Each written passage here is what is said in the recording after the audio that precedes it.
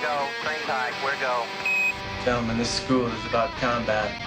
There are no points for second place. This is the Never Down, Never Out podcast with your host, T.R. Matson.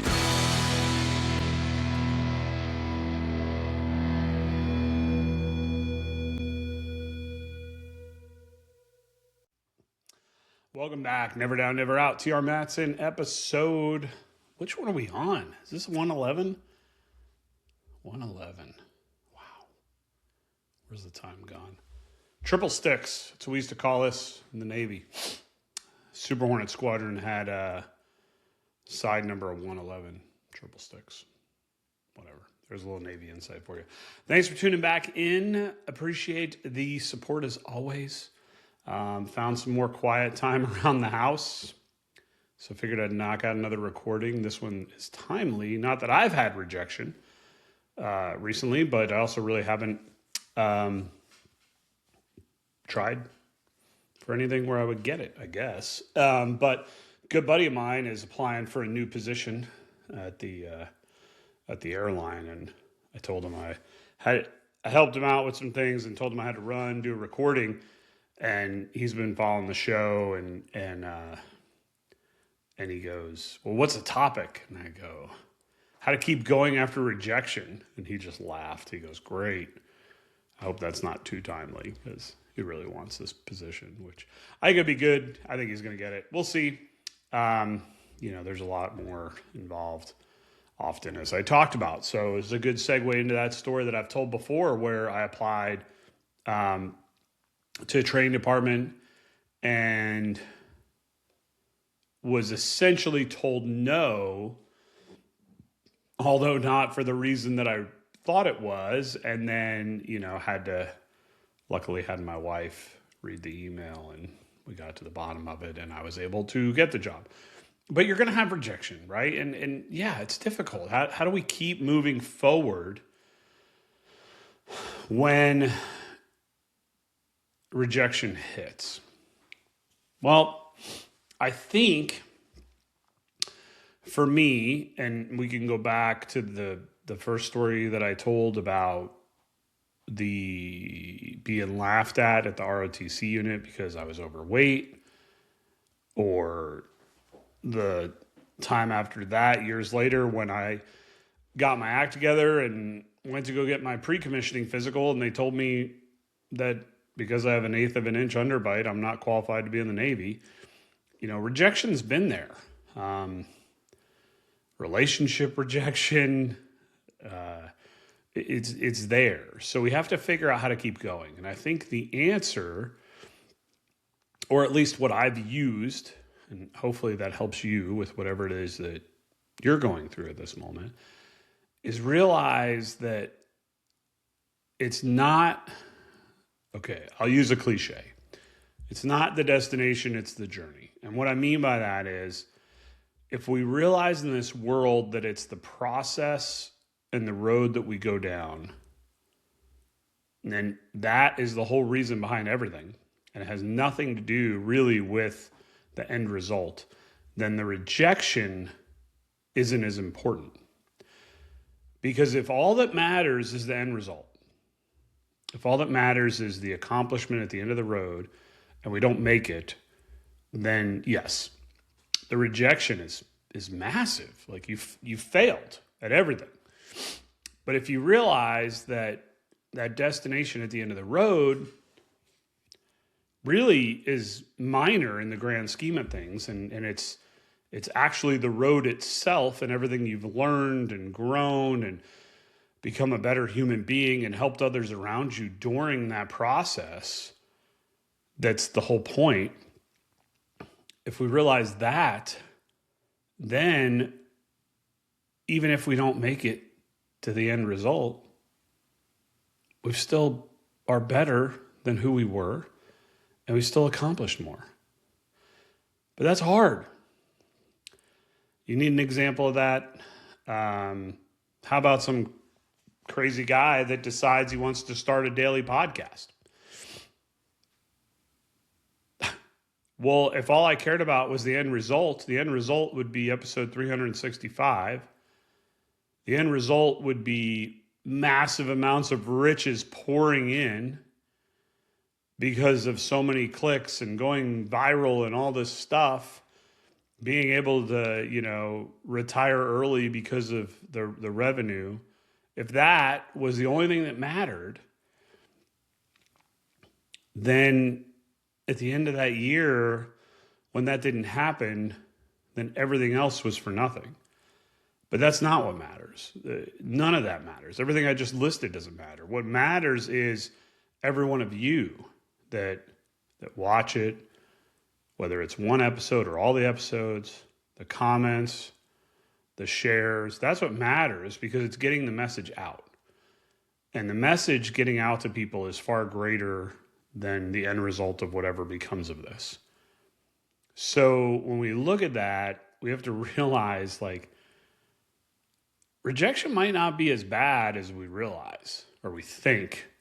It's a better way to put it. Rejection might not be as bad as we think in the moment, especially if you could turn it into a positive. Well, how do we turn rejection into a positive? All rejection should be to you is an opportunity for you to pause and think about what you could have done better. You had a goal, didn't make it. What could you have done better to set yourself up? Regroup, move forward. But if all we do is think about, oh, woe is me, I didn't make it, I'm a piece of garbage, pity party, get trapped in that cycle, then not only did you not learn anything, you're wasting a massive amount of time that could be used for the positive, could be used for you to move forward. What if our whole point on this planet isn't what we accomplish, but what we learn as we go through the journey of accomplishing it? I'll say it again. What if our whole point on this planet isn't the things we accomplish, but the person that we become through the journey towards the accomplishment? Well, then rejection, if you think about it that way, is really just an opportunity to grow. Right? It's really just a time for you to be able to look at yourself and go, I thought I was performing at this level. I thought I was doing X, but I wasn't. So how can I do that? How can I perform at that level? Let me adjust things. Now, there's another type of rejection too, in my opinion. We'll call it the politics rejection. And I may get a little bit preachy here, so bear with me. But this is how I deal with this type of rejection. There are going to be times in your life where you could do everything right. You could be the best candidate for a job. You could be the perfect person for whatever it is you're shooting for and still not get it. That's reality. I've lived there, been there. You might be the best at your job or close to it and get fired. It happens. So if you take what I just said and you go, okay, well, let me learn from it. It's like, well, but I was doing everything I needed to do to be in that position. So what now? Well, first, take the opportunity and really take a good look at yourself and go, was I really doing everything I needed to do? And if the answer is still yes, if we're being honest, and the answer is still yes, sometimes it's just life, it's politics. And this is where I put my faith in God and I lay it at his feet and I go, clearly you had other plans for me. And I can't see that right now, but the pain that I'm going through today is going to be worth it. And the example I give of this is a relationship ending while I'm on a combat deployment in my E2 squadron, feeling like my whole world is coming crashing down. But I had this overwhelming, insanely strong feeling in my soul that it was for a reason. Now, when you're going through it and you're feeling alone in the middle of the ocean, that's tough.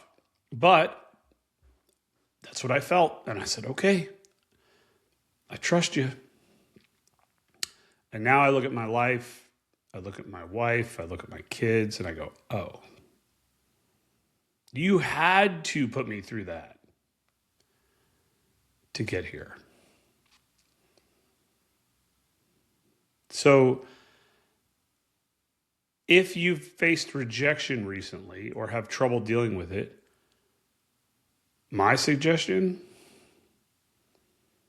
use it as an opportunity to take a good hard look at yourself. Make sure that you're doing everything you can do. Learn from it. But if it falls into this one of those, it doesn't make any sense, give it up to faith and trust that it's all going to work for the right reason. That's what I have for you today. Thanks for tuning in. What do you say we meet here tomorrow?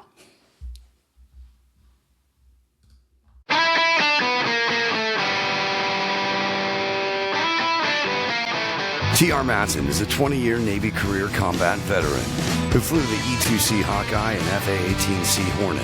He's the author of Treason Flight and Vengeance Flight. You can reach him at trmatson or trmatson.com. Thanks for listening to the Never Down, Never Out podcast.